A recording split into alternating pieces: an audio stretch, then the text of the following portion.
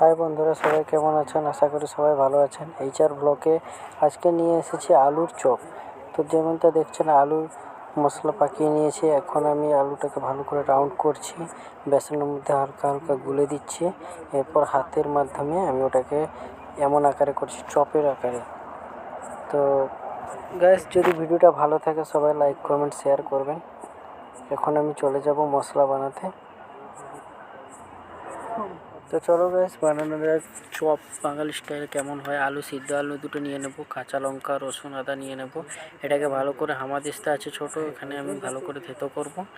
ভালো করে থেতো হয়ে গেলে এটাকে একটা বাউলের মধ্যে রেখে দেব। তো বাঙালির চপ এর কথা আসলে জানি সবার হয়তো মুখে জলও আসতে পারে। যাদের জল আসবে কমেন্ট করে জানাবেন। তেল নিয়ে নিয়েছি, তেলের মধ্যে একটু জিরে দিয়ে দিয়েছি, হালকা ফ্রাই করে নেব। অনিয়ন চপও দিয়ে দেবো একটু।